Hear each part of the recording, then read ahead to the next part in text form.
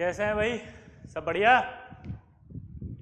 तो पिछली क्लास के अंदर हमने पढ़ा था इलेक्ट्रोनेगेटिविटी और उसके स्केल। आज हम पढ़ने जा रहे हैं एप्लीकेशन ऑफ इलेक्ट्रोनेगेटिविटी। क्या बोलो? एप्लीकेशन ऑफ इलेक्ट्रोनेगेटिविटी में क्या हो रहा है जरा देखना कि एप्लीकेशन ऑफ इलेक्ट्रोनेगेटिविटी में पहला अपन कर रहे हैं आयनिक कैरेक्टर डिसाइड। आप इलेक्ट्रोनेगेटिविटी की हेल्प से आयनिक कैरेक्टर डिसाइड कर सकते हो कि उसमें आयनिक कैरेक्टर कम है कि ज्यादा है। ठीक है, तो इलेक्ट्रोनेगेटिविटी से आयनिक कैरेक्टर कैसे डिसाइड होते हैं वो मैं देखता हूं, ध्यान से सुनना। इफ इलेक्ट्रोनेगेटिविटी डिफरेंस इंक्रीज, ठीक है, तो partial ionic character increase. If electronegativity difference increase then partial ionic character increase. दोबारा बोलो, क्या बोला मैंने? If electronegativity difference increases then partial ionic character increases. ठीक है, और कितना परसेंट चेंज होगा इसके लिए एक फॉर्मूला दिया हैनी स्मिथ ने। उन्होंने कहा कि परसेंटेज ऑफ आयनिक कैरेक्टर बराबर 16 डेल प्लस 3.5 डेल स्क्वायर, जहां डेल बराबर था इलेक्ट्रॉन नेगेटिविटी का डिफरेंस। देखो थ्योरेटिकली बात करें तो इलेक्ट्रॉन नेगेटिविटी का डिफरेंस अगर इंक्रीज होगा, समझना ध्यान से, जैसे मैं कहूँ HF, HCl, HBr और आपको बोलेगा HI, आराम से समझे। इलेक्ट्रॉन नेगेटिविटी डिफरेंस इंक्रीज तो पार्शियल आयनिक कैरेक्टर इंक्रीज। तो आपसे सवाल पूछेगा यहाँ पर ऑर्डर ऑफ आयनिक कैरेक्टर या order of partial ionic character, कुछ भी कह सकता है वो। अब आपको कैसे निकालना है उसको समझना। आपको देखना इलेक्ट्रॉन नेगेटिविटी का डिफरेंस। ठीक है, अगर आप इन चारों को देखें तो यहाँ H तो फिक्स है, क्लियर सबको? और आपको याद हो या ना हो तो मैं बता देता हूँ, इसकी इलेक्ट्रॉन नेगेटिविटी फिक्स हाइड्रोजन की 2.1 थी, मैंने लिखवाई भी थी, मैं एक बार और लिख देता हूँ, है ना। यहाँ लिखवाई थी मैंने hydrogen, lithium, beryllium, boron, carbon, nitrogen, oxygen, fluorine, chlorine, याद आया? अगर आप यहाँ से देखें तो 2.1 ये 1 था, फिर मैंने आपसे बोला था कि इधर से इधर जाएंगे तो 0.5 बढ़ती चली जाएगी, फिर Br आया था, फिर I आया था। Br की 2.7, इसकी 2.5 के आसपास बताई। ठीक है, ये 5 एग्जैक्ट नहीं होती, 5, 2, 1, 3 ऐसे होता है ना। ये फॉर्मूला किसका था? आराम से, है ना। अगर आप इनकी इलेक्ट्रोनेगेटिविटी देखें तो नीचे आने पर इलेक्ट्रोनेगेटिविटी घट रही है, तो आप देखोगे इसकी 4 है। ये कि ये वैल्यूज मत याद रखा करो, आप थोड़ा सा इसको ऐसे याद रखा करो कि यार डाउन द ग्रुप जा रहे हैं तो इलेक्ट्रोनेगेटिविटी कम हो रही है, तो ये जो डिफरेंस होगा वो ज़्यादा होगा क्योंकि यहाँ 4 वैल्यू आएगी, यहाँ कम, यहाँ और कम, यहाँ और कम होगा, क्योंकि नीचे आते आते इलेक्ट्रोनेगेटिविटी जो होती है वो कम हो रही है। तो जो यहाँ पर जब फ्लोरीन खींचेगा तो प्लस आएगा, यहाँ माइनस आएगा, ये खींचेगा तो यहाँ प्लस आएगा, माइनस आएगा, यहाँ खींचेगा तो ये प्लस आएगा, माइनस आएगा, यहाँ खींचेगा तो ये प्लस आएगा और ये माइनस आएगा। क्लियर सबको? तो अब अगर मैं आपसे बात करूं तो किसके अंदर इलेक्ट्रोनेगेटिविटी का डिफरेंस ज्यादा दिख रहा है आपको? इसी में ज्यादा दिखेगा। इलेक्ट्रोनेगेटिविटी का डिफरेंस ज्यादा दिखेगा तो क्या बोलोगे आप? पार्शियल आयनिक कैरेक्टर ज्यादा है। क्या बोलोगे? पार्शियल आयोनिक कैरेक्टर ज्यादा है, तो सबसे ज्यादा इसमें आएगा। तो जब कंपेयर करना हो थ्योरेटिकली तब तो ऐसे कर लेंगे इलेक्ट्रोनेगेटिविटी के डिफरेंस से, लेकिन अगर आपसे परसेंटेज पूछ ले तो परसेंटेज पूछने के लिए आपको ये फॉर्मूला अप्लाई करना है। ये फॉर्मूला किसने दिया था? हैनी और स्मिथ ने। परसेंटेज ऑफ आयनिक कैरेक्टर बराबर था 16 डेल। डेल मतलब यहां पर क्या होगा? इलेक्ट्रॉन नेगेटिविटी का डिफरेंस। ये आपको मोड में ही लेना है हमेशा। कैसे लेना है? मोड ही लेना है, मतलब आप दिमाग नहीं लगाएंगे कि मैं इसको पहले लिखूं या उसको पहले लिखूं। अंडरस्टूड है? तो 16 डेल प्लस 3.5 डेल स्क्वायर करना है, यानी कि इलेक्ट्रोनेगेटिविटी का डिफरेंस लिखना है। आपको परसेंटेज ऑफ आयनिक कैरेक्टर निकल के आ जाएगा उसका मॉलिक्यूल का। क्लियर है सबको? फिर से बोल रहा हूं, इलेक्ट्रोनेगेटिविटी का डिफरेंस जितना ज्यादा होगा पार्शियल आयनिक कैरेक्टर उतने ज्यादा होंगे। ठीक है, अब आयनिक कैरेक्टर निकाल लेते हैं। क्वेश्चन में दिया, क्वेश्चन में दिया हुआ है calculate percentage of ionic character in HCl। बस इतना सा दिया। अब आप इस सवाल को करेंगे कैसे? तो आप इस सवाल को करने के लिए पहले तो लिखेंगे परसेंटेज ऑफ आयनिक कैरेक्टर, इसका फॉर्मूला लिखेंगे। फॉर्मूला लिखने के बाद आपको पता है डेल मतलब होता है इलेक्ट्रॉन नेगेटिविटी का डिफरेंस। ये लिख दिया। डेल मतलब क्या लिखा? इलेक्ट्रॉन नेगेटिविटी का डिफरेंस। ये रहा Cl। अब इलेक्ट्रॉन नेगेटिविटी का डिफरेंस निकालें अगर अपन, तो Cl की इलेक्ट्रॉन नेगेटिविटी मैंने 3 बताई थी, हाइड्रोजन की कितनी बताई थी? 2.1। आप डिफरेंस निकालेंगे तो आएगा 0.9। उसको उसमें पुट करो, 16.9 प्लस 3.5 0.9 स्क्वायर, इसको आप सॉल्व करोगे तो आपके पास 17.235 आएगा। यानी HCl में आयनिक कैरेक्टर जो होता है, क्या बोला जल्दी बताओ? HCl में जो आयनिक कैरेक्टर होता है वो कितना होता है? 17.235 के आसपास, 17% के आसपास बोलेंगे राउंड फिगर में। ठीक है, 17% HCl के अंदर आयनिक कैरेक्टर होता है। क्या बोला मैंने? 17। तो जो आप बार बार ऐसे पूछते थे ना, सर ये तो आयनिक है, इसमें कोवेलेंट कैसे है, या आप बोलते थे कि सर आयनिक बॉन्ड है, कोवेलेंट कैसे है, कोवेलेंट बॉन्ड है, आयनिक कैसे है, वो ऐसे होता है। ठीक है, अगर ये कैरेक्टर 50% से ज्यादा आ जाता है तो हम उसे फिर आयनिक बोलते हैं। क्लियर? 50 से कम आएगा तो हम क्या बोलेंगे उसको? कोवेलेंट। क्लियर? आयनिक कैरेक्टर निकालना आ गया। ये फॉर्मूला आपको लर्न करना है, इस पर बेस सवाल डायरेक्ट पूछेगा। सिंपल है, कर लेंगे ऐसे सवालों को। चलिए, अब जब आपको इलेक्ट्रॉन नेगेटिविटी का डिफरेंस बोलता है, ये इलेक्ट्रॉन नेगेटिविटी का डिफरेंस ज्यादा, तो आपने बोला था आयनिक कैरेक्टर ज्यादा। अब देखो, आयनिक कैरेक्टर ज्यादा, इसको ऐसे बोला जाता है पोलर कैरेक्टर ज्यादा, मतलब जिसमें डेल्टा पॉजिटिव डेल्टा नेगेटिव ज्यादा आता है उस मॉलिक्यूल को पोलर मॉलिक्यूल कहते हैं, अगर याद हो तो। और अगर दो पोलर मॉलिक्यूल को कंपेयर करना हो तो जिसमें ज्यादा इलेक्ट्रोनेगेटिविटी का डिफरेंस होगा वो ज्यादा पोलर होगा। देखो कैसे,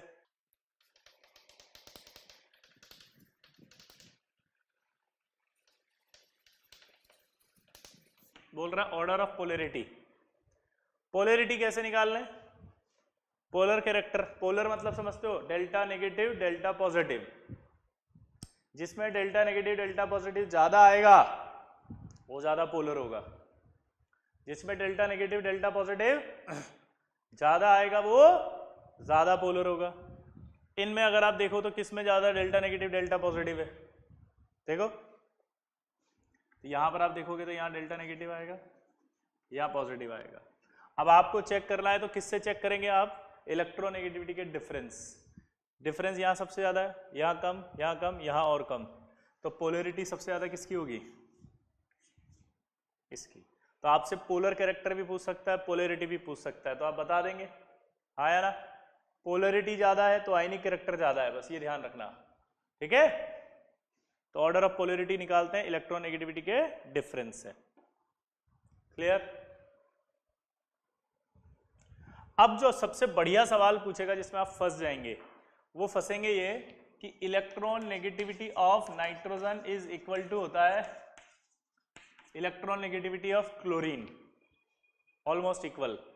तो आपसे बोलेगा कि ये जो NCl3 है मॉलिक्यूल, इस NCl3 मॉलिक्यूल में पोलैरिटी बताओ। पोलैरिटी मतलब समझते हो? डेल्टा नेगेटिव और डेल्टा पॉजिटिव बताओ किस पर आएगा। सोचो, सवाल समझ में आया? इलेक्ट्रोनेगेटिविटी इन दोनों की ऑलमोस्ट इक्वल है, तो अब आपसे बोल रहा है कि बेटा इनमें अब क्या करूंगा, फंस गए? नहीं फंसेंगे। जब ऐसे बोल दे कि नाइट्रोजन और क्लोरीन की इलेक्ट्रोनेगेटिविटी बराबर होती है और ये दोनों अगर साथ में बॉन्ड बना रहे हो, तो देखो साइज ऑफ नाइट्रोजन क्या है, स्मॉल, किससे, साइज ऑफ क्लोरीन, मतलब नाइट्रोजन का साइज ये होगा और क्लोरीन का साइज ये होगा। अब साइज अगर छोटा है तो देखो नाइट्रोजन जो है वो इस इलेक्ट्रॉन को अपनी ओर ज्यादा खींच रहा होगा, नाइट्रोजन जो होगा अपने न्यूक्लियस से इस इलेक्ट्रॉन को अपनी ओर ज्यादा खींच रहा होगा, इस इलेक्ट्रॉन को अपनी ओर कम खींच रहा होगा। ठीक है, तो इसका मतलब साइज छोटा होने से फर्क क्या पड़ा कि Z इफेक्ट यानी न्यूक्लियर चार्ज का इन इलेक्ट्रॉनों पर अट्रैक्शन वो ज्यादा होगा किसका, नाइट्रोजन का। Z इफेक्ट ऑफ नाइट्रोजन ज्यादा होगा किससे, Z इफेक्ट ऑफ क्लोरीन। दोबारा बोलो, Z इफेक्ट ऑफ नाइट्रोजन जो है वो ज्यादा होगा किससे, Z इफेक्ट ऑफ क्लोरीन। दोबारा बोलो, Z इफेक्ट ऑफ नाइट्रोजन ज्यादा होगा किससे, Z इफेक्ट ऑफ क्लोरीन। तो यानी इफेक्टिव न्यूक्लियर चार्ज ज्यादा होगा तो वो अपनी ओर इलेक्ट्रॉन को खींचेगा, तो यहाँ नेगेटिव और यहाँ पॉजिटिव आएगा। तो ये नेगेटिव और पॉजिटिव आ रहा है, इसका मतलब यहाँ पोलैरिटी आ गई। तो कभी भी NCl3 में आपको पोलैरिटी देनी हो तो ऐसे देंगे। क्लियर, ये इंपॉर्टेंट है, आप इसमें फंस जाएंगे अगर आपसे सवाल पूछ लिया IIT में, तो नोट कर लो इसको।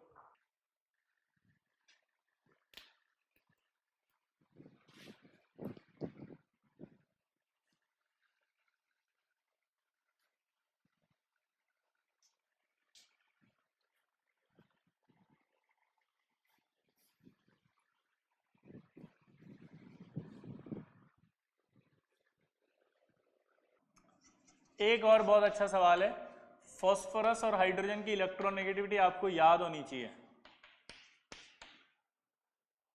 याद कर लेना अब इसको, बस ये आखिरी है, इसके अलावा आप जितने भी होंगे सब आप आसानी से निकल जाएंगे। दो ही जगह फंसाता हुआ आपको, एक NCl3 में और एक इसमें, ठीक है, इसके अलावा आपको नहीं फंसा पाएगा। क्लियर, इन दोनों की जो इलेक्ट्रोनेगेटिविटी है वो ऑलमोस्ट इक्वल है, बस इतना सा फर्क है, यहाँ 2 है और यहाँ 0 है। अब कुछ किताबों में क्या है कि ऐसे ही नहीं लिखा होता, ऐसे नहीं लिखा होता तो आप सोचते हो बराबर है, लेकिन बराबर में भी थोड़ी सी ज्यादा किसकी है, फास्फोरस। क्यों, ये मैंने क्यों बताया, क्योंकि जब आपको इसमें पोलैरिटी पूछेगा तो आप फंस जाएंगे ना। अगर मैं ये वैल्यू नहीं लिखता तो आप क्या बोलते कि यहाँ पर तो कोई पोलर आएगा ही नहीं, ना डेल्टा नेगेटिव ना डेल्टा पॉजिटिव। आप तो ये बोलते हैं ना कि डेल्टा नेगेटिव डेल्टा पॉजिटिव नहीं आएगा, लेकिन अब आप बोल सकते हैं कि अगर ऐसा होगा तो फास्फोरस अपनी ओर इलेक्ट्रॉन को खींचेगा हल्का सा, और नेगेटिव यहाँ आएगा और पॉजिटिव यहाँ आएगा, तो पोलैरिटी ऐसी आएगी, लेकिन बहुत कम बहुत कम बहुत कम आएगा, लीस्ट पोलर रहेगा ये। ठीक है, और इसी बेसिस पे एक सवाल पूछता है कि order of polar bond,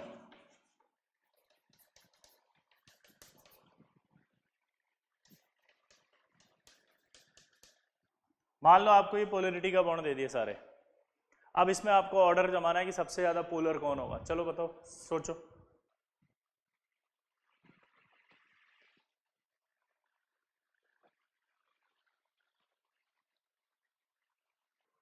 clear, जब आप इसकी निकालेंगे तो इसकी 3 होती है और इसकी 2.1 होती है, तो इसका इलेक्ट्रोनेगेटिविटी का डिफरेंस आएगा पॉइंट, इसका तो ऑलमोस्ट क्या आएगा 0, अभी बताया ना, ऑलमोस्ट 0। इसमें निकालेंगे तो मैं बता देता हूँ ना वैल्यूज के हिसाब से 0.1, और इसमें निकालोगे तो आप 0.2 आएगा। तो अगर आप ध्यान से देखें तो सबसे ज्यादा पोलर कौन होगा, NH, फिर कौन होगा SBH, फिर कौन होगा ASH, और फिर लास्ट में पोलर में कौन आएगा, PH। ये इंपॉर्टेंट था, देखो आप, ये PH बॉन्ड सबसे लास्ट में पहुंच गया पोलैरिटी में, PH बॉन्ड सबसे लास्ट में पहुंच गया। ठीक है, तो अगर आपसे बोले कि 15th ग्रुप में लीस्ट पोलर है कि नहीं है ये, तो आप बोलोगे यस, 15th ग्रुप में PH लीस्ट पोलर है।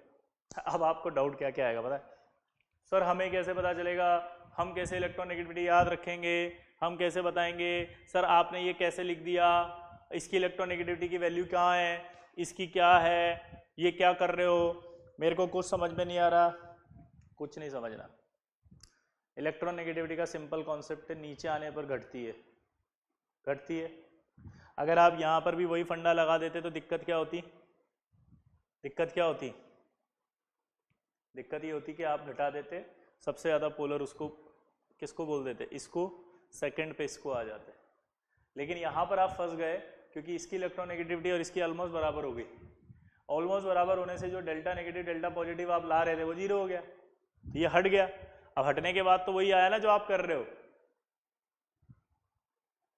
ठीक है, ये हट गया। अब हटने के बाद ये जीरो हुई तो ये बहुत कम हुई ना, ये अगर डिफरेंस जीरो है तो ये बहुत कम डिफरेंस हुआ, और यहां आते पे डिफरेंस बढ़ेगा। थोड़ी सी मैथ्स लगाओ, ये तो सबसे ज्यादा था, ये जीरो हुआ, जब ये जीरो होगा तो ये कुछ वैल्यू रखेगा और ये थोड़ी ज्यादा वैल्यू रखेगा, क्योंकि इधर आने पर ही तो डिफरेंस बढ़ेगा अब। और ये एक ही केस है पूरी पीरियोडिक टेबल में, तो इसका मतलब ये एक ही केस है जिसको आपको कंफ्यूज करवा सकता था एग्जामिनर, वो भी मैंने ले लिया। अगर मैं चाहता ये नहीं लेता तो मैंने आपके लिए तो क्या सिंप्लीफाई कर दिया ना, कि पूरी पीरियोडिक टेबल में सिर्फ एक ही एग्जांपल है जहां कंफ्यूजन है, वो भी आपको पहले से बता दिया, तो अब आपको कोई कंफ्यूजन नहीं आएगा कहीं पर भी, सब में आप नॉर्मल ट्रेंड से करेंगे, ठीक है। तो इसको इंपॉर्टेंट लगा लेना और बाकी नॉर्मल ट्रेंड से हो जाएगा। और जिसको डाउट आए वो वापस इस वीडियो को देखना, फिर से बोल रहा हूं, ये जो सेगमेंट अभी बोला वो वापस देखें प्लीज, 2 बार देखें इसको, क्योंकि एक बार में आपके दिमाग में हो सकता है ना उतरे, 2 बार देखने पर अपने आप आपको ये समझ में आ जाएगा।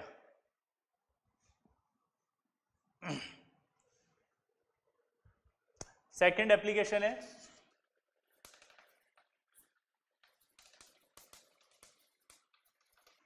ऑक्सीडेशन स्टेट डिसाइड करना। जैसे आपको कोई स्ट्रक्चर दे दिया उसने, आपको मान लो ये मॉलिक्यूल दे दिया, ठीक है, इसका नाम मैं आपको लिख देता हूं,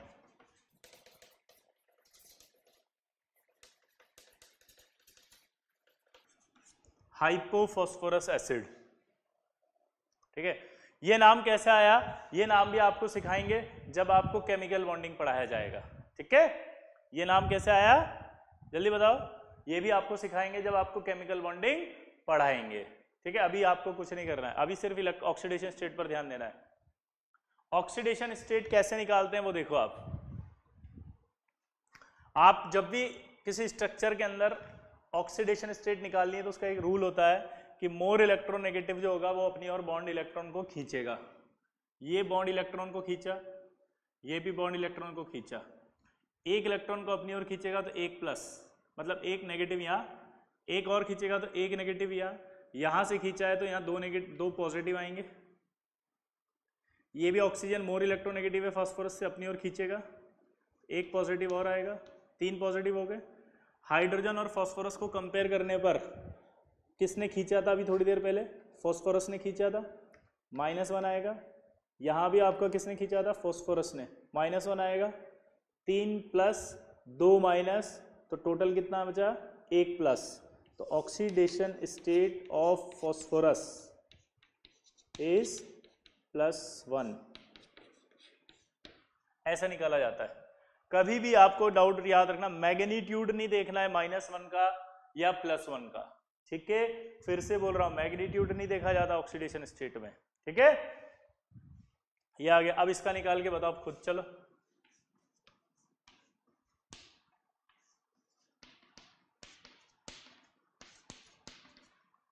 इसमें निकाल के बताओ कैसे करेंगे, चलो।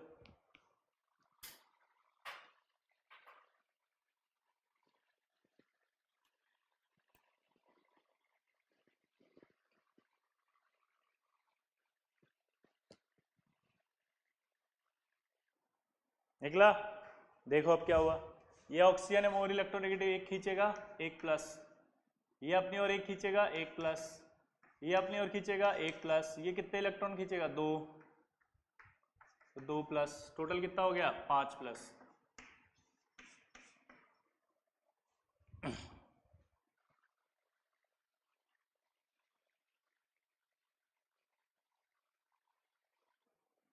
क्लियर, इस तरह से आप ऑक्सीडेशन स्टेट भी निकाल सकते हैं, ठीक है। चलो एक और बताओ ऐसे कैसे,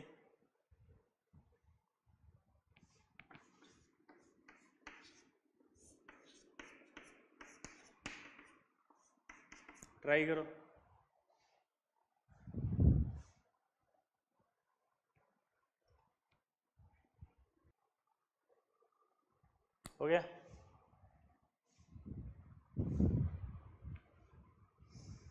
देखो यहां पर अगर अपन ध्यान दें तो ये क्या कर रहा है, वापस से एक खींचेगा, एक प्लस, एक खींचेगा, एक प्लस, ये दो खींचेगा, दो प्लस, ये इन दोनों में कौन खींचेगा, फॉस्फोरस, -1, प्लस 4 और एक माइनस, तो ऑक्सीडेशन स्टेट ऑफ फॉस्फोरस कितना आएगा, +3।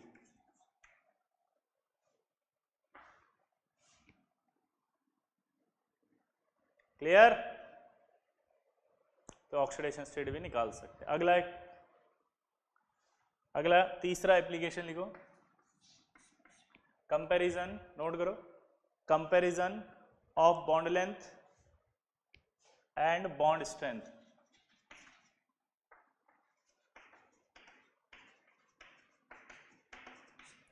Comparison of bond length and bond strength. तो अब आपको पूछा गया है कि बॉन्ड स्ट्रेंथ और बॉन्ड लेंथ को कंपेयर करो। तो सिंपल है यार कि जैसे जैसे इलेक्ट्रॉन नेगेटिविटी का डिफरेंस बढ़ेगा तो आप क्या बोलोगे, अट्रैक्शन बढ़ेगा, अट्रैक्शन अगर बढ़ेगा तो बॉन्ड लेंथ कम होगी, बॉन्ड लेंथ कम होगी तो बॉन्ड स्ट्रेंथ बढ़ेगी।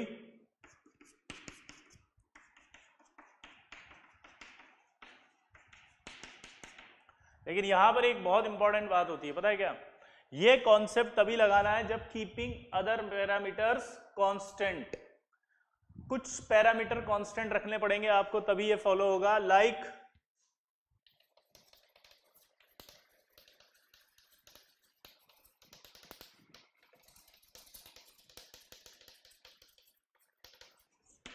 हाइब्रिडाइजेशन एंड साइज, ठीक है, हाइब्रिडाइजेशन और साइज आपको कांस्टेंट रखना है। क्या बोला, हाइब्रिडाइजेशन सेम रहना चाहिए मॉलिक्यूल का और साइज भी ऑलमोस्ट चेंज नहीं होना चाहिए। जैसे मैं अभी बताऊंगा कैसे।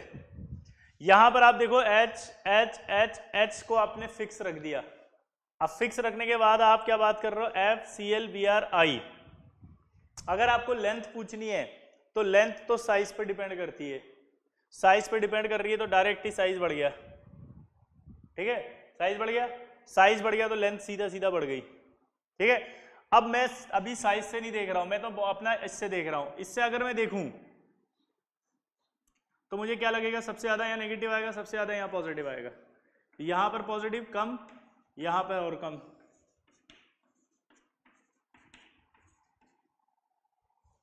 क्लियर।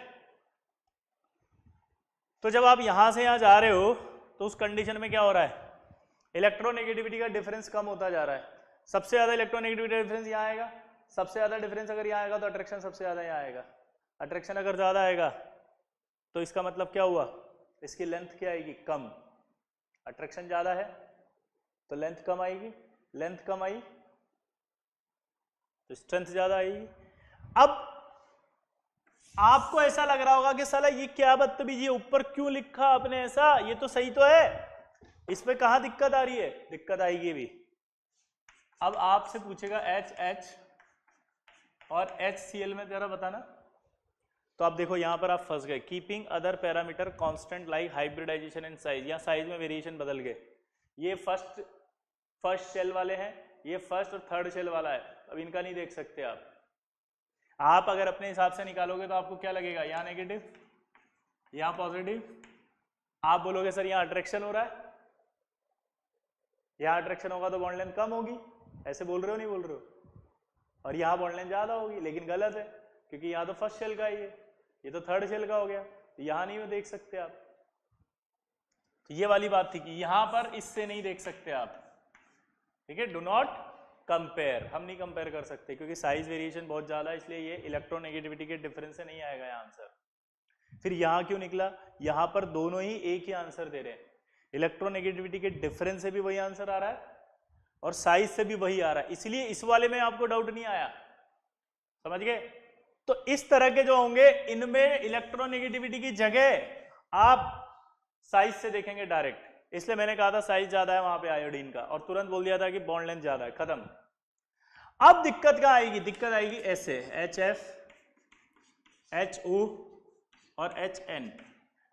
हम ये कहते हैं कि ये भी सेकंड पीरियड का है, ये भी सेकंड पीरियड का है, ये भी सेकंड पीरियड का है, पीरियड सेम है।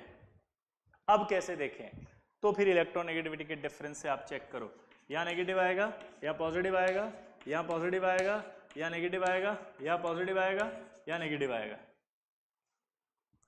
क्लियर? और आप चाहो तो इसको भी साइज से कर सकते हो, लेफ्ट से राइट जाते हैं तो साइज छोटा होता है, तो फ्लोरीन का साइज छोटा ही है तो ये बॉन्ड लेंथ कम आएगी, ये अट्रैक्शन भी ज्यादा आ रहा है तो लेंथ कम आएगी, अट्रैक्शन ज्यादा है तो लेंथ कम आएगी, तो ये ऑर्डर आएगा नहीं आएगा इसका। और अगर बॉन्ड स्ट्रेंथ की बात करें तो ऑब्वियस सी बात है ये ऑर्डर आएगा।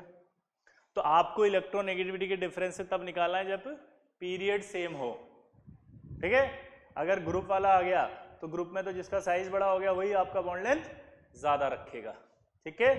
और ये तभी लगा दें जब हाइब्रिडाइजेशन और साइज सेम रहे। साइज सेम का मतलब कांस्टेंट का मतलब पीरियड, पीरियड मतलब सेकंड शेल, ऐसे साइज को सोचना है, ठीक है। कोई खास बात नहीं, बहुत सिंपल है। अगला देखो, अगला आएगा आपका case of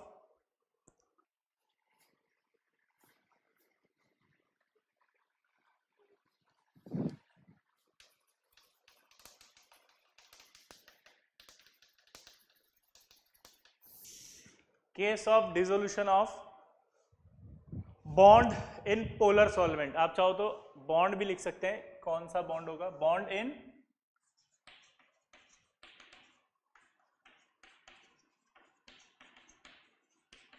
polar solvent. Case of dissolution of bond in polar solvent,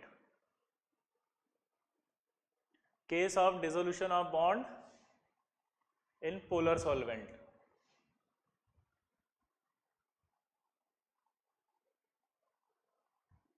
clear? अब इसको कैसे करते हैं जरा देखना। मान लो ये आयनिक कंपाउंड है,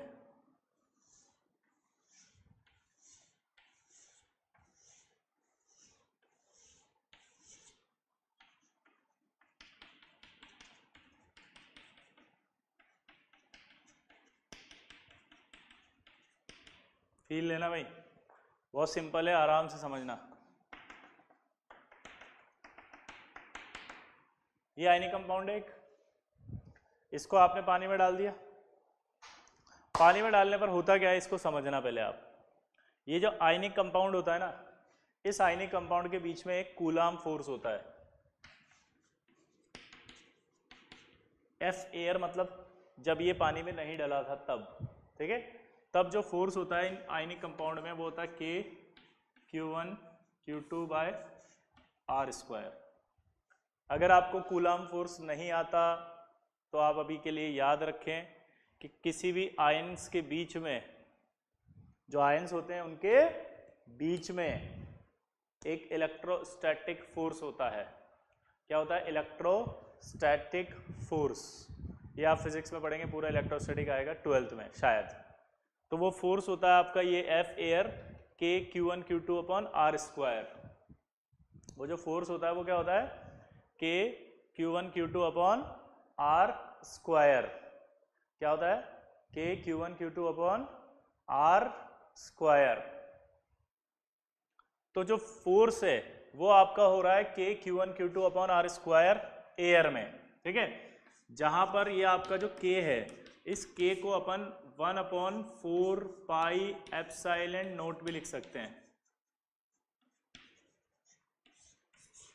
जिन बच्चों को नहीं समझ में आ रहा के, वो अभी याद रख लें, क्योंकि इलेक्ट्रोस्टैटिक आने पर ये बिल्कुल ऐसे लगेगा एकदम कि कुछ भी नहीं है, सिंपल है। ये फोर्स होता है, इसमें से के को हटा के 1/4 पाई एप्सिलॉन नॉट लिख सकते हैं Q1 Q2 upon R square. क्या लिख सकते हैं? Q1 Q2 upon R square. क्या लिख सकते हैं जल्दी बताओ? Q1 Q2 upon R square. क्या लिख सकते हैं? Q1 Q2 upon R square. Clear?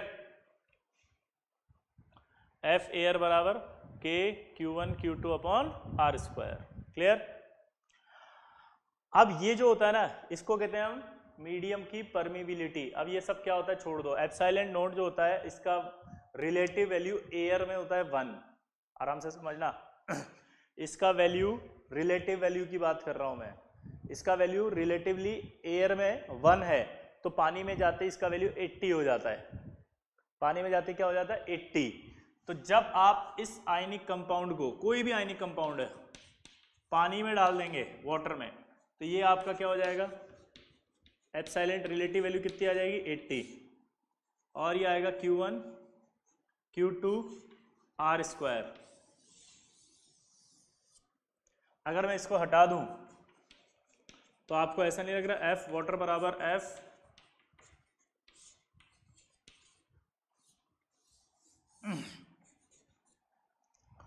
F water बराबर F air by 80, F water बराबर F एयर बाय 80, यानी कि जो अट्रैक्शन एयर में था NaCl में, उस अट्रैक्शन का 80 टाइम्स कम हो गया पानी में। यानी आयनिक कंपाउंड को पानी में डालते ही, आयनिक कंपाउंड को पानी में डालते ही जो ये फोर्स है वो 80 टाइम कम हो जाता है। बस इतना सा दिमाग में बिठा लेना, भला ये टॉपिक में कोई डाउट नहीं आएगा। अगर ये लाइन आपने बिठा ली, दोबारा से बोल रहा हूं कि जो अट्रैक्शन एयर में था वो पानी में डालते ही 80 टाइम कम हो जाता है। यानी कि अगर आयनिक अट्रैक्शन है एयर में तो वो स्ट्रांग है, वो ज्यादा, लेकिन वही अगर पानी में डाल दें तो वो वीक हो जाता है 80%, 80 टाइम्स डिक्रीज हो जाएगा सीधा। जो भी आयनिक कंपाउंड है एयर में वो देखोगे तो बहुत स्ट्रांग, पानी में देखोगे तो बहुत वीक। जितना ज्यादा स्ट्रांग होगा वो कहां एयर में, उतना ही वीक हो जाएगा वो पानी में।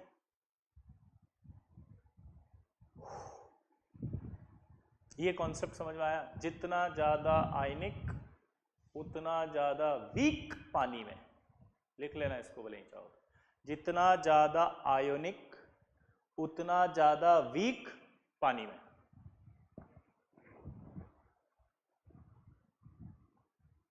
क्लियर? जितना ज्यादा आयनिक उतना ज्यादा वीक पानी में। और हम पानी के अंदर बात कर रहे हैं dissolution of bond in polar solvent. Polar solvent होता है वाटर। पानी एक पोलर सॉल्वेंट है क्योंकि पानी में भी डेल्टा H+ और OH- आता है। जिस भी मॉलिक्यूल में डेल्टा H+ डेल्टा OH आ जाता है वो पोलर होता है, तो वो पोलर सॉल्वेंट है पानी। अब आप दिमाग लगाओ, dissolution of bond in polar solvent. Polar solvent हमने लिया वाटर। वाटर के अंदर जाते ही क्या होता है, जो आयनिक बॉन्ड होता है वो 80% वीक हो जाता है। यानी कि 80% वीक होते हुए जल्दी टूट जाएगा। तो जो आयनिक होगा ज्यादा वही पानी में ज्यादा डिसॉल्व होगा। जो आयनिक होगा ज्यादा वही पानी में जल्दी डिसॉल्व होगा। और आयनिक कौन होता है ज्यादा? जिसका इलेक्ट्रॉनेगेटिविटी का डिफरेंस ज्यादा होता है। तो इलेक्ट्रॉनेगेटिविटी का डिफरेंस ज्यादा, आयनिक ज्यादा। जो जितना ज्यादा आयनिक वो उतना ज्यादा डिसॉल्व होगा पानी में। तो जिसमें इलेक्ट्रॉनेगेटिविटी का डिफरेंस ज्यादा आएगा वो बॉन्ड ब्रेक हो जाएगा पानी में जाती। जिसमें इलेक्ट्रॉनेगेटिविटी का डिफरेंस ज्यादा आएगा वो ब्रेक हो जाएगा पानी में जाती तुरंत। दोबारा से कॉन्सेप्ट समझना, जिसमें इलेक्ट्रोनेगेटिविटी का डिफरेंस ज़्यादा आएगा वहाँ आयनिक कैरेक्टर ज़्यादा आएगा। आयनिक ज़्यादा, पानी में आयनिक उतना कम, तो इसका मतलब जल्दी डिसॉल्व होगा। तो आपको कॉन्सेप्ट ही समझा दिया मैंने बातों बातों में कि आपको अगर दो बॉन्ड दे दें, एक और आपसे बोले कि पानी में कौन सा बॉन्ड जल्दी डिसॉल्व होगा, तो आप बोलेंगे जिसका इलेक्ट्रोनेगेटिविटी का डिफरेंस ज्यादा वो जल्दी डिसॉल्व होगा। समझ गए? क्लियर? अब ये जो 80 वैल्यू आती है ये पानी के लिए आती है। पानी के वजह से ही रिलेटिव वैल्यू 80 हुई है, तो पानी के अंदर जाते आयनिक कंपाउंड 80 टाइम डिक्रीज होता है।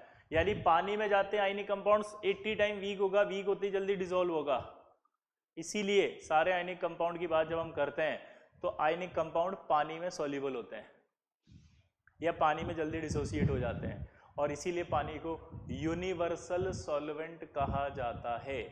इसीलिए पानी को यूनिवर्सल सॉल्वेंट कहते हैं आयनिक कंपाउंड्स के लिए। इसीलिए कहते हैं like dissolve like. Like polar है तो पोलर में सॉल्युबल ज्यादा होगा, क्योंकि पोलर है तो उसका आयनिक बॉन्ड पानी में वीक होगा। जितना ज्यादा आयनिक उतना ज्यादा पानी में बॉन्ड वीक। ये कॉन्सेप्ट लिख लेना। जितना ज्यादा आयनिक उतना ज्यादा पानी में बॉन्ड वीक।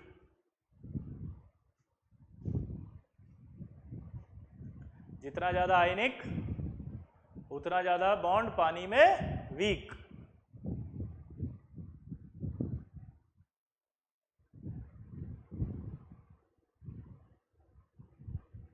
क्लियर है सबको? अब इधर देखो,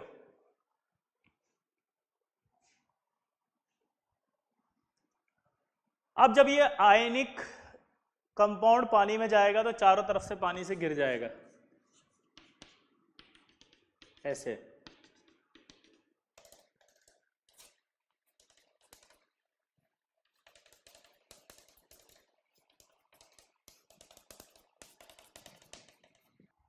ये आयन हो गया। एक चीज मैं आपको बता देता हूं, जो भी पोलर मॉलिक्यूल होते हैं ना, ये पोलर है कि नहीं है? जो भी पोलर हैं उन सभी मॉलिक्यूल को डाइपोल भी कहा जाता है। क्या वर्ड नाम देते हैं एक और? डाइपोल। पोलर मॉलिक्यूल का एक नाम और क्या होता है? डाइपोल। दोबारा बोलो, पोलर मॉलिक्यूल का एक नाम और क्या होता है? डाइपोल। दोबारा बोलो, पोलर मॉलिक्यूल का एक नाम और क्या होता है? डाइपोल। और ये क्या है? एक आयन। ये आयन है, ये एक डाइपोल है। इन दोनों के बीच का जो अट्रैक्शन है उसको क्या कहेंगे? Ion dipole. इन दोनों के बीच का जो अट्रैक्शन है उसे क्या कहेंगे?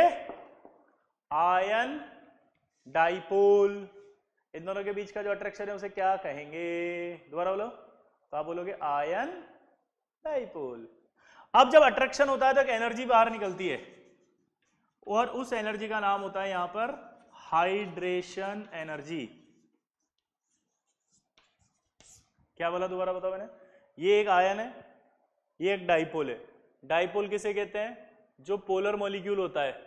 पोलर मॉलिक्यूल क्या होता है? जिसमें डेल्टा प्लस और डेल्टा माइनस आता है, उसे पोलर मॉलिक्यूल भी कहते हैं। पोलर मॉलिक्यूल को डाइपोल भी कहते हैं। ये एक आयन है, पानी एक डाइपोल है। इन दोनों के बीच में एक अट्रैक्शन डेवलप होगा क्योंकि ऑक्सीजन पर नेगेटिव है, तो ये जो आयन डाइपोल अट्रैक्शन डेवलप होगा आयन डाइपोल कहेंगे। अट्रैक्शन जब भी होता है एक एनर्जी बाहर निकलती है। एनर्जी बाहर निकल रही है, इसका नाम है हाइड्रेशन एनर्जी। ठीक है, इसका एक नाम और होता है सॉल्वेशन एनर्जी। अगर पानी होता है पोलर सॉल्वेंट तो फिर सॉल्वेशन एनर्जी का नाम क्या बन जाता है? Hydration energy. और अगर पानी नहीं होता है, यहाँ पे कोई और पोलर सॉल्वेंट होता तो फिर हाइड्रेशन की जगह उसका नाम क्या डालते? Solvation energy. ठीक है, क्या नाम लिखते? Solvation energy. क्या लिखते? Solvation energy. ये हाइड्रेशन एनर्जी होगी। ऐसे तरह से Cl माइनस भी आएगा।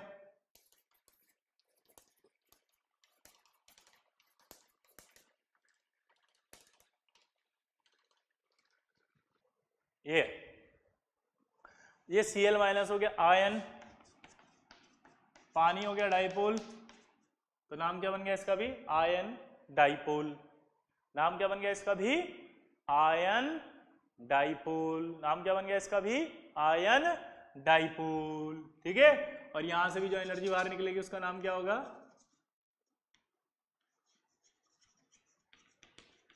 Hydration energy. क्या नाम होगा इसका? Hydration energy. ठीक है, तो हमारे को एक चीज समझ में आ गई कि जो जितना ज्यादा आयनिक होगा वो उतना ही ज्यादा पानी में वीक होगा। जितना ज्यादा आयनिक उतना ज्यादा पानी में वीक।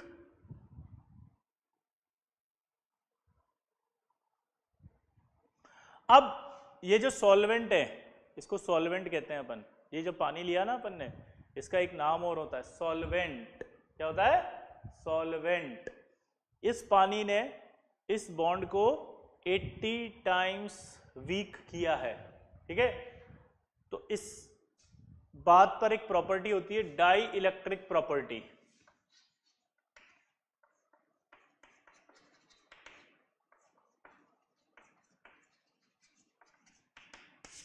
डाई इलेक्ट्रिक प्रॉपर्टी का मतलब क्या होता है, सुनना जरा। A property of solvent, property of solvent by which electrostatic interaction decreases. A property of solvent by which electrostatic interaction decreases is called dielectric property of solvent. और इसको एक कांस्टेंट से बताया जाता है, उस कांस्टेंट को कहते हैं डाई इलेक्ट्रिक कांस्टेंट। उसको क्या कहते हैं, डाई इलेक्ट्रिक कांस्टेंट। और डाई इलेक्ट्रिक कांस्टेंट पानी के लिए बहुत ज्यादा है, पानी के लिए 80 है, इसलिए वो 80 टाइम्स यानी 80 टाइम्स इस अट्रैक्शन को वीक करता है। 80 टाइम्स अट्रैक्शन को वीक करता है, इसीलिए आयनिक कंपाउंड पानी में ज्यादा सॉल्युबल होते हैं। क्लियर हुआ सबको? बोलो, डाई इलेक्ट्रिक की डेफिनेशन लिख लो। A property of solvent by which, a property of solvent by which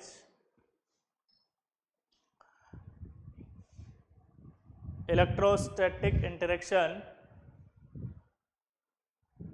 decreases in polar molecule, decreases in polar molecule is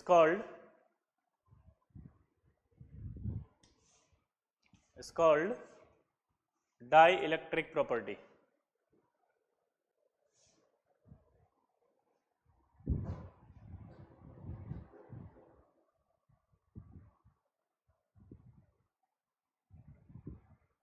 It's called dielectric property.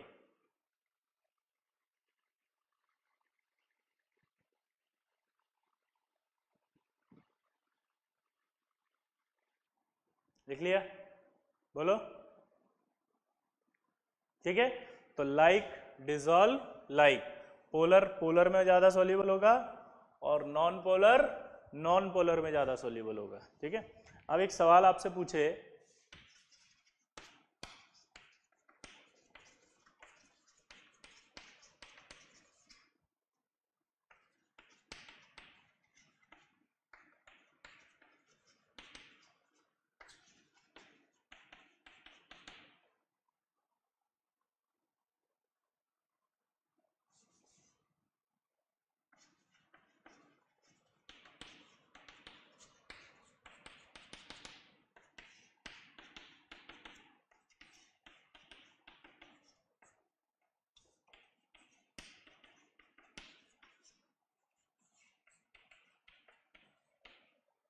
आपसे सवाल पूछा है कि which of the following solvent is better for solubility of KI। अब KI एक ionic compound है, ठीक है, लिख दिया उसने यहाँ पर, ये आयनिक कंपाउंड है, आप लिख लो सवाल में, ठीक है।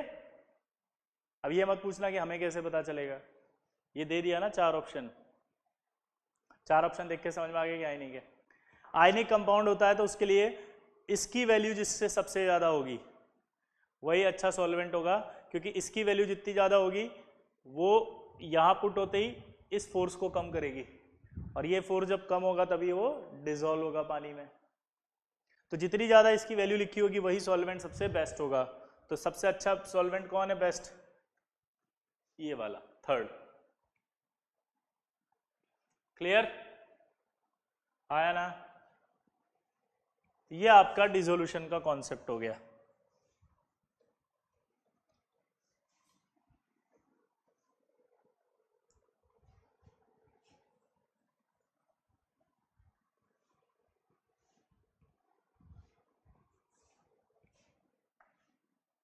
अगला एप्लीकेशन है टू डिसाइड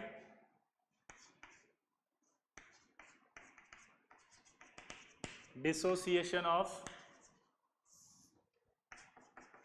XOH बॉन्ड। आपको ये बोल रहा है कि XOH बॉन्ड डिसोसिएशन इन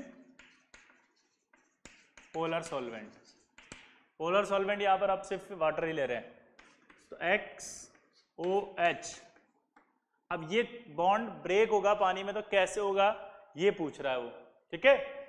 अगर सपोज मैंने यहाँ x बराबर आपका लिथियम, सोडियम, पोटेशियम, रुबिडियम और सीजियम लिया, ठीक है।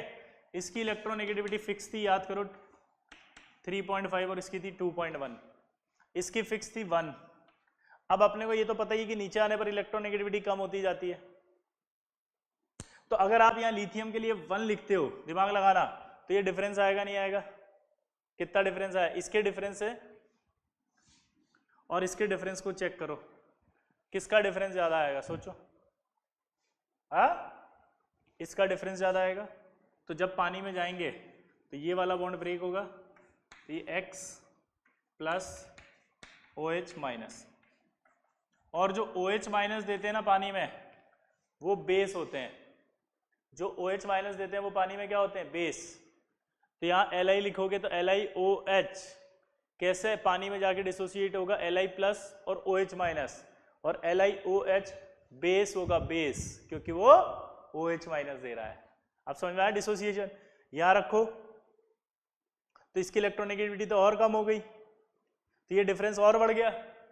ये डिफरेंस ज्यादा होते ही डिसोसिएशन और ज्यादा होगा, और ज्यादा होगा तो ये और OH माइनस देगा, और OH माइनस देगा तो ये और ज्यादा बेसिक होगा।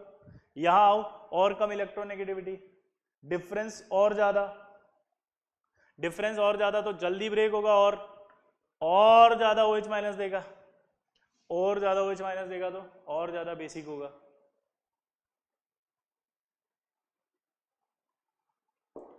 रुबिडियम रखो और ज्यादा बेसिक होगा, सीजियम रखो और ज्यादा बेसिक होगा, तो क्वेश्चन ही बन गया है। तो order of basic character LiOH, NaOH, KOH, RbOH और CSOH। चलो बताओ क्या आएगा बेसिक कैरेक्टर का ऑर्डर? सबसे ज्यादा बेसिक कौन होगा? Caesium hydroxide. OH वाले कंपाउंड का नाम क्या होता है? हाइड्रोक्साइड। क्या होता है? हाइड्रोक्साइड। क्या होता है? हाइड्रोक्साइड। तो ये आपका lithium hydroxide, sodium hydroxide, potassium hydroxide, rubidium hydroxide, caesium hydroxide. तो उधर जाने पर क्या हो रहा है? हाइड्रोक्साइड बेसिक हो रहा है। दोबारा समझेंगे आराम से। अगला था application to decide to dissolution of XOH bond in polar solvent. तो डिसोल्यूशन कैसे हो रहा है XOH बॉन्ड का पोलर सॉल्वेंट में? तो हमने एक बात अभी थोड़ी देर जस्ट इससे पहले ही पढ़ी थी कि जितना ज्यादा आयनिक उतना ज्यादा बॉन्ड वीक। ये लाइन याद है? जितना ज्यादा आयनिक उतना ज्यादा बॉन्ड वीक, और जितना ज्यादा आयनिक, तो आयनिक कौन? जिसमें इलेक्ट्रॉन नेगेटिविटी का डिफरेंस ज्यादा हो। आयनिक कौन? जिसमें इलेक्ट्रॉन नेगेटिविटी का डिफरेंस ज्यादा हो। आयनिक कौन? जिसमें इलेक्ट्रॉन नेगेटिविटी का डिफरेंस ज्यादा हो। तो इलेक्ट्रॉन नेगेटिविटी का डिफरेंस ज्यादा, आयनिक ज्यादा, और जितना ज्यादा आयनिक उतना ज्यादा वीक। तो मैंने एक बॉन्ड लिख दिया XOH, और यहाँ X बराबर लिखने की कोशिश की ये सारे, और ये सब रख करके आपसे पूछा कि अगर ये कंपाउंड बने तो बॉन्ड कौन सा वीक होगा, और या कौन सा बॉन्ड पानी में डिसॉल्व होगा या डिसोसिएट होगा। तो मैंने कहा लिथियम रखो, लिथियम की इलेक्ट्रोनेगेटिविटी कितनी रखो? 1। ये 1 रखी, 1 रखते ही इलेक्ट्रोनेगेटिविटी का डिफरेंस यहाँ आएगा 2.5, या कम। इलेक्ट्रोनेगेटिविटी का डिफरेंस यहाँ ज्यादा, जितना ज्यादा डिफरेंस होगा इलेक्ट्रोनेगेटिविटी का उतना ज्यादा आयनिक, जितना ज्यादा आयनिक उतना ज्यादा वीक। तो ये वीक होगा, यहाँ से ब्रेक हो जाएगा, ये ब्रेक होते ही OH माइनस आएगा। फिर मैंने कहा था कि जो भी OH माइनस देते हैं पानी में वो सब बेसिक कहलाते हैं। जो भी OH माइनस देते हैं वो सब क्या कहलाते हैं? बेसिक। तो ये बेसिक हो गया। अब आपसे पूछा इन सब में क्या होगा? तो जब ये 1 रख रहा है तो इसकी इलेक्ट्रोनेगेटिविटी तो कम ही होगी ना, नीचे आएंगे तो यहाँ सोडियम रखते ही ये डिफरेंस और बढ़ेगा। जितना ज्यादा आयनिक उतना ज्यादा वीक, तो ये और जल्दी ब्रेक होगा। K रखेंगे और जल्दी ब्रेक होगा, रुबिडियम रखेंगे और जल्दी ब्रेक होगा, सीजियम रखेंगे और जल्दी ब्रेक होगा। तो नीचे आने पर बेसिक कैरेक्टर बढ़ेगा। नीचे आने पर बेसिक कैरेक्टर बढ़ेगा। क्लियर?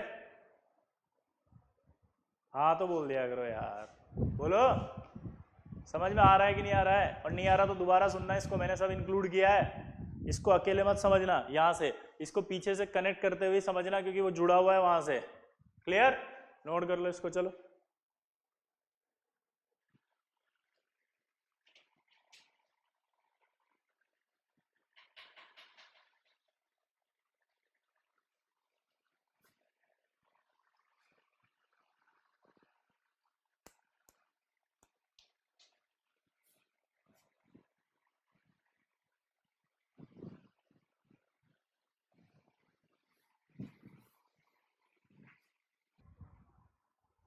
अब देखो इसी में आगे बढ़ते हैं।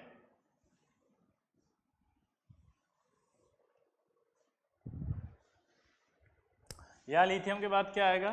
Beryllium, magnesium, calcium, strontium, barium. अगर आप देखें इधर से इधर जाएं तो बेरिलियम की इलेक्ट्रोनेगेटिविटी कितनी थी? इसकी 1 थी, इसकी कितनी आई थी? 1.5। ठीक है, इधर से इधर जा रहे हैं अगर अपन, आया ना? बोलो। तो इलेक्ट्रोनेगेटिविटी बढ़ रही है, इलेक्ट्रोनेगेटिविटी बढ़ रही है, इसका मतलब क्या निकला?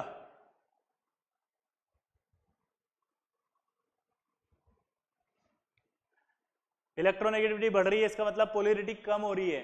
पोलैरिटी कम हो रही है यानी बॉन्ड जल्दी से डिसोसिएट नहीं हो रहा। तो अगर आपसे सवाल पूछे LiOH और BeOH होल ट्वाइस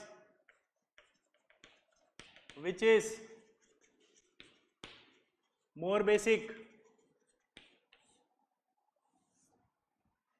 तो दिमाग लगाते हैं। यहां X इलेक्ट्रोनेगेटिविटी लिथियम की 1, अगर हम लेफ्ट से राइट पीरियोडिक टेबल में जा रहे हैं तो इलेक्ट्रोनेगेटिविटी बढ़ रही है। अगर ये इलेक्ट्रोनेगेटिविटी की वैल्यू बढ़ रही है तो ये डिफरेंस कम हो रहा है। अगर ये डिफरेंस कम हो रहा है तो फिर ये जल्दी नहीं ब्रेक होगा। जल्दी ब्रेक नहीं होगा तो OH माइनस नहीं निकलेगा, OH माइनस नहीं निकलेगा जल्दी तो बेसिक नहीं होगा।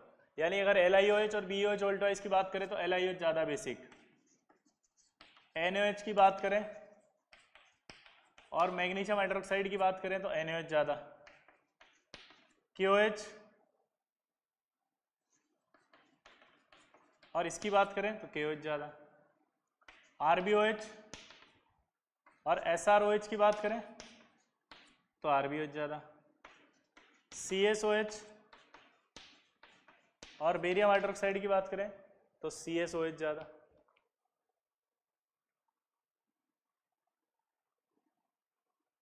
तो आप ऐसे बेसिक कैरेक्टर भी निकाल सकते हैं। क्लियर? हाँ या ना? बोलो। पक्का? मिटा दूं?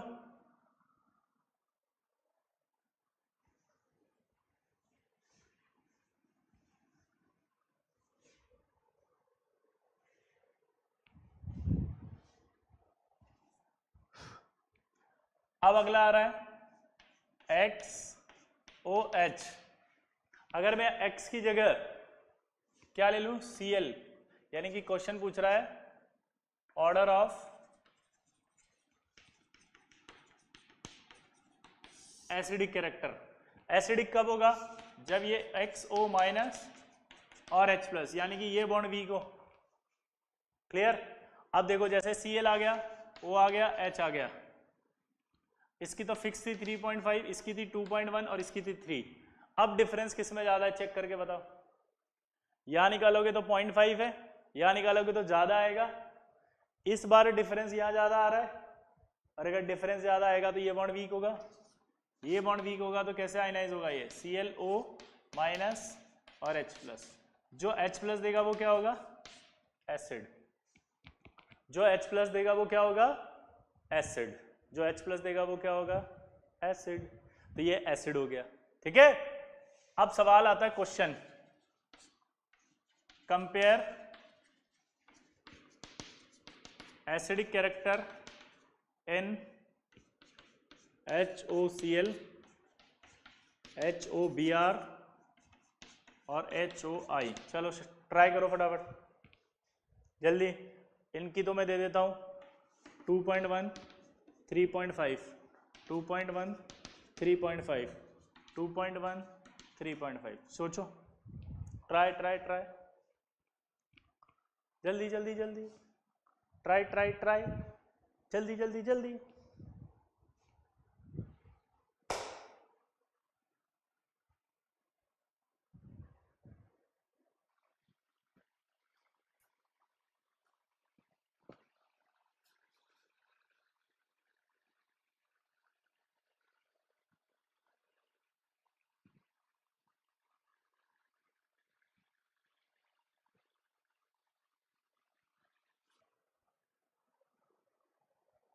हो गया? अब देखो,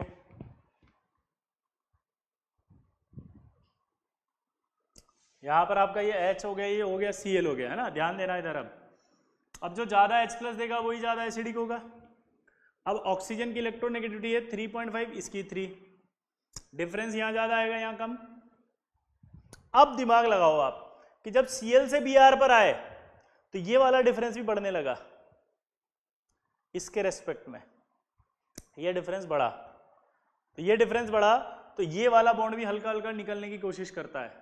तो अगर OH माइनस भी आएगा और H प्लस भी आएगा तो H प्लस और OH माइनस क्या करेगा, कंपनसेट, यानी कि H प्लस कंसेंट्रेशन क्या हो जाएगी, कम, यानी एसिडिक कम।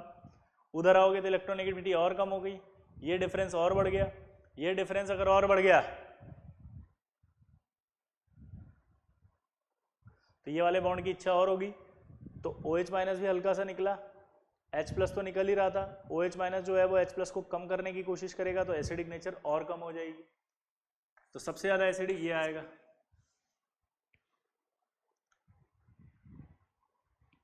क्लियर? दोबारा समझो आराम से। ये और यहां पर गैप बहुत कम था इसलिए ये बॉन्ड निकल रहा है, ठीक है। अब अगर आप यहां डिफरेंस बढ़ा रहे हो, इस जगह डिफरेंस बढ़ा, तो इस बॉन्ड के लेने की भी इच्छा होने लगेगी। इसकी तो है ही सही, इसकी ज्यादा और इसकी हल्की सी आएगी, तो हल्का सा आने से H प्लस भी निकलने की इच्छा हो रही है और OH भी निकल रहा है हल्का सा, तो OH कम निकल रहा है, H प्लस ज्यादा निकल रहा है, लेकिन जो कम OH निकल रहा है वो H प्लस को भी कम कर रहा है, तो H प्लस की कंसेंट्रेशन क्या हो गई, कम। H प्लस की कंसेंट्रेशन कम हो गई तो क्या हो गया, ये कम एसिडिक। यहां और ज्यादा गैप बढ़ गया तो इसकी इच्छा थोड़ी और ज्यादा निकलने की हो गई, तो H प्लस तो निकल ही रहा था, OH माइनस भी निकला, उसने H प्लस को कम किया H प्लस को, तो एसिडिक नेचर क्या हो गई, कम। ठीक है। अब देखो नोट, ऑक्सी एसिड या ऑक्सो एसिड का मतलब समझो। Acid in which oxygen and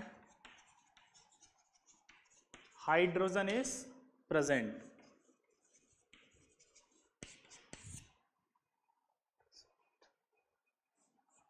ठीक है, क्या बोल रहा है वो, जल्दी बताओ।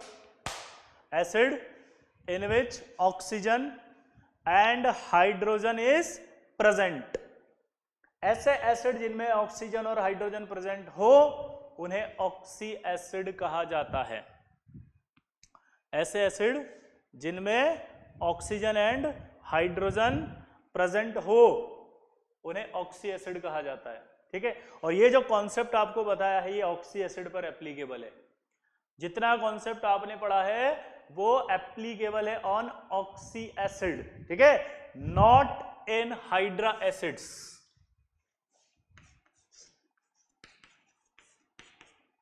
नोट, ठीक है। above concept is not applicable on hydra acids. अब ये हाइड्रा एसिड्स कौन से होते हैं, HF, HCl, HBr और HI। क्या बोला, जल्दी बताओ मैंने, HF, HCl, HBr और HI, ये आपके होते हैं आपके हाइड्रा एसिड्स।